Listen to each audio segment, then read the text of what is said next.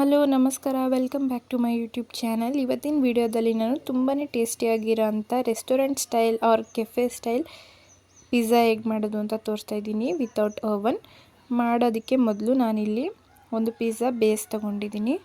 Next vegetables ನೋಡೋದಾದರೆ ನಾನಿಲ್ಲಿ ಅರ್ಧ ಟೊಮ್ಯಾಟೊ, ಆನಿಯನ್, ಕ್ಯಾಪ್ಸಿಕಮ್ ತೊಗೊಂಡಿದ್ದೀನಿ. ನಿಮ್ಗೆ ಯಾವ ಥರ ಇಷ್ಟ ಆ ಥರ ಕಟ್ ಮಾಡ್ಕೊಬೋದು. ನಾನಿಲ್ಲಿ ಸಣ್ಣದಾಗಿ ಕಟ್ ಮಾಡಿದ್ದೀನಿ. ನೆಕ್ಸ್ಟು ಚಿಲ್ಲಿ ಫ್ಲೇಕ್ಸ್ ಇಲ್ಲ ಅಂತ ಅಂದರೆ ಮಾಮೂಲಿ ರೆಡ್ ಚಿಲ್ಲಿದೆ ಫ್ಲೇಕ್ಸ್ ತೊಗೊಂಡಿದ್ದೀನಿ. ನೆಕ್ಸ್ಟು ಶಿಜ್ವಾನ್ ಚಟ್ನಿ ಮತ್ತು ಟೊಮ್ಯಾಟೊ ಕೆಚಪ್ ಮತ್ತು ಚೀಸ್.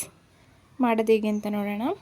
ಪಿಜ್ಜಾ ಬೇಸ್ ಮೇಲೆ ಫಸ್ಟು ನಾನಿಲ್ಲಿ ಒಂದು ಸ್ವಲ್ಪನೇ ಶಿಜ್ವಾನ್ ಚಟ್ನಿನ ಹಾಕ್ಕೊತಾ ಇದ್ದೀನಿ. ನೋಡಿ, ಈ ಥರ ಹಾಕ್ಕೊಂಡು ಚೆನ್ನಾಗಿ ಸ್ಪ್ರೆಡ್ ಮಾಡ್ಕೊಬೇಕು.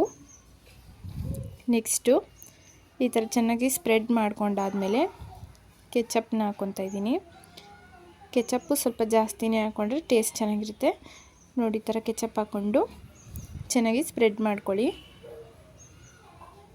ನೆಕ್ಸ್ಟು ಚೀಸ್ನ ನಾನಿಲ್ಲಿ ತುರ್ಕೊಂಡು ಹಾಕ್ತಾಯಿದ್ದೀನಿ. ಈ ಥರ ಚೀಸ್ನ ತುರ್ಕೊಂಡು ಹಾಕಾದ್ಮೇಲೆ ನೆಕ್ಸ್ಟು ವೆಜಿಟೇಬಲ್ಸ್ ಇದೆ ಅಲ್ವಾ, ವೆಜಿಟೇಬಲ್ಸ್ನ ಆಗಲೇ ತೋರಿಸಿದ್ನಲ್ಲ ಕಟ್ ಮಾಡಿರೋಂಥ ವೆಜಿಟೇಬಲ್ಸ್ ಹಾಕ್ತಾಯಿದ್ದೀನಿ. ಫಸ್ಟು ನಾನಿಲ್ಲಿ ಆನಿಯನ್ಸ್ನ ಎಲ್ಲ ಫುಲ್ಲು ಕವರ್ ಮಾಡ್ಕೊತೀನಿ, ಎಲ್ಲ ವೆಜಿಟೇಬಲ್ಸನ್ನು. ಆನಿಯನ್ನೆಲ್ಲ ಹಾಕಾದ್ಮೇಲೆ ನೆಕ್ಸ್ಟು ಕ್ಯಾಪ್ಸಿಕಮ್ ಕೂಡ ಅದ್ರ ಮೇಲೆ ನೀಟಾಗಿ ಕವರ್ ಮಾಡ್ಕೊತೀನಿ. Next tomato.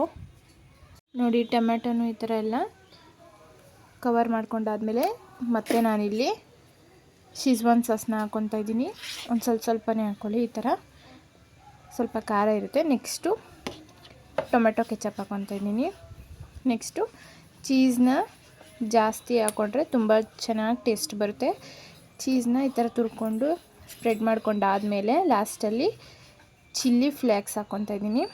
ನೋಡಿ, ಇದನ್ನು ಕೂಡ ಹಾಕ್ಕೊಂಡಾದಮೇಲೆ ಹೀಗೆ ಬೇಕ್ ಮಾಡ್ಬೋದು. ಬಟ್ ನಾನಿಲ್ಲಿ ಒಂದು ಸ್ವಲ್ಪ ಟೊಮೆಟೊ ಕೆಚಪ್ ಹಾಕ್ಕೊತಾ ಇದ್ದೀನಿ.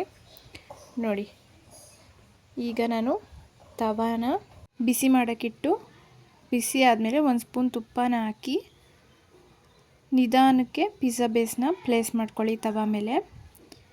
ನೆಕ್ಸ್ಟು ಒಂದು ಲಿಡ್ನ ಮುಚ್ಚಿ ಒಂದು 5ರಿಂದ 10 ನಿಮಿಷ ಚೆನ್ನಾಗಿ ಅದು ಬೇಕಾಗೋ ತನಕನೂ ಬಿಡಿ.